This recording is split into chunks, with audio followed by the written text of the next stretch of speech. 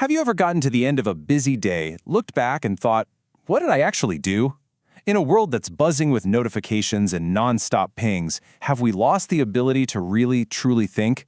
Well, today, we're diving into Cal Newport's deep work to rediscover a skill that might just be the secret to thriving. And our journey, believe it or not, starts in a stone tower built back in 1922. So, check this out. Way back in 1922, the famous psychiatrist Carl Jung built this stone retreat, a tower, with no electricity, no running water. Why?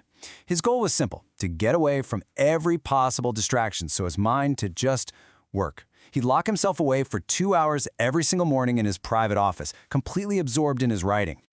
And you know, Jung wasn't some weird outlier. Think about Woody Allen, who cranked out 44 films in 44 years on an old manual typewriter, totally free from digital noise. Or J.K. Rowling, who was basically a ghost on social media while she was building the entire world of Harry Potter. So what's the secret sauce here? What's the common thread? It's this unbreakable commitment to focused, deep, uninterrupted work. To really understand just how powerful their approach was, we first have to take a hard look in the mirror at our own work lives. Because, let's be honest, most of our days are dominated by the exact opposite of what they were doing. Let's call it shallow work.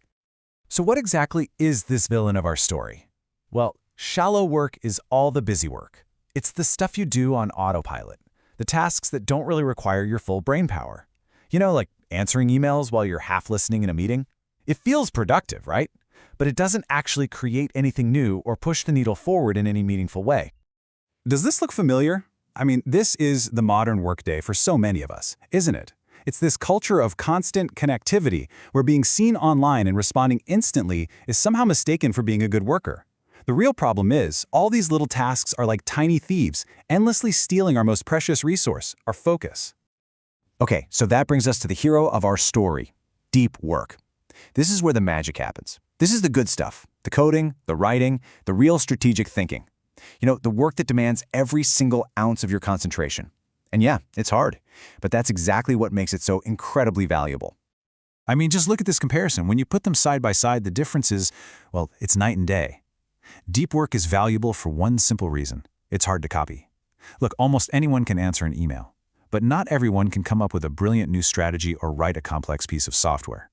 So you really have to ask yourself, which side of this chart are you living on most days? Okay, so we've got the definitions down, deep versus shallow. But why does this matter so much, like right now? Because in today's economy, being able to go deep isn't just a nice little productivity hack. It is, without a doubt, your biggest competitive advantage. As our economy keeps changing at lightning speed, with automation and AI everywhere, there are really two skills that are becoming absolutely essential to stay ahead of the curve. First, you've got to be able to learn complicated stuff fast. Think about a developer who has to master a brand new programming language. And second, you need to produce work that's not just good enough, but is truly top tier in both its quality and how fast you can deliver it. These two abilities, that's your golden ticket. And this is where it all clicks into place.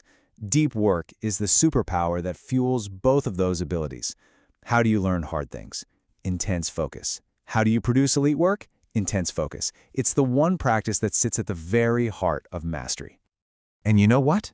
There's some fascinating brain science that explains exactly why this works. It's a concept called attention residue. Every time you switch from one task to another, say from writing a report to checking a quick text, a part of your attention gets left behind, stuck on the thing you just stopped doing. This residue absolutely tanks your mental performance. All that constant switching that defines shallow work. It means you're almost never operating at your full potential. All right, I hope by now you're totally sold on the why. So let's get to the good stuff, the how. Let's talk about some practical strategies you can start using like tomorrow. Now, the book is absolutely packed with tactics, but we're going to zero in on two core rules that can completely change the game for how you manage your day and your technology. First up, give every single minute of your day a job. Now, hold on, this doesn't mean you become some kind of rigid robot. The point isn't to follow the schedule perfectly, that's impossible. The real goal is just to have a plan. That way, when life inevitably throws you a curveball, you just take a minute, look at your plan, and adjust. The simple act of planning keeps your day from just dissolving into a reactive, shallow mess. Okay, strategy number 2 is all about our relationship with technology. We have to stop just mindlessly signing up for every new app or social network that comes along. Instead, we need to start thinking like a master craftsman choosing their tools. The way most of us operate is with what's called the any benefit mindset. If we hear a new tool has any possible upside, we're like, sure, I'll sign up. A craftsman, on the other hand, is way more skeptical. They ask a much tougher question. Does the positive impact of this tool on my most important work massively outweigh the negatives, like constant distraction? It's a profound shift in thinking. So how do you actually do this? It's a pretty simple process. First, get crystal clear on what your main goals are. What are you really trying to accomplish? Second, for each of those goals, list out the 2 or 3 most important activities that actually move you forward. And finally, you evaluate any new tool only against that list. If it doesn't dramatically help you with those key activities, then it's just noise. Now, this is about so much more than just getting more done or being more productive. Embracing deep work is really about transforming your relationship with your work, and when it comes right down to it, your entire life. I absolutely love this quote because it just cuts right to the heart of it all. Everything from neuroscience to ancient philosophy tells us the same thing. We are literally wired for depth. We're built to find meaning and satisfaction not in the chaotic, frantic buzzing of the shallows, but in focused, skillful work. Just picture a master woodworker totally lost in their craft, or a programmer who's completely in the zone, solving a complex problem. There's this incredible sense of purpose and meaning that comes from that kind of focus.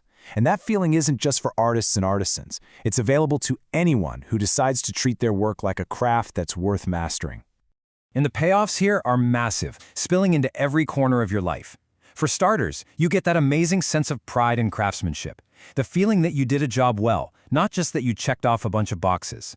You're also literally rewiring your brain to ignore the trivial stuff and focus on what's meaningful, which is a huge boost to your happiness. This leads to a professional life that feels satisfying, not just busy. And maybe the best part of all? By going deep at work, you can truly shut down at the end of the day, which frees you up to be 100% present for the people and passions you love.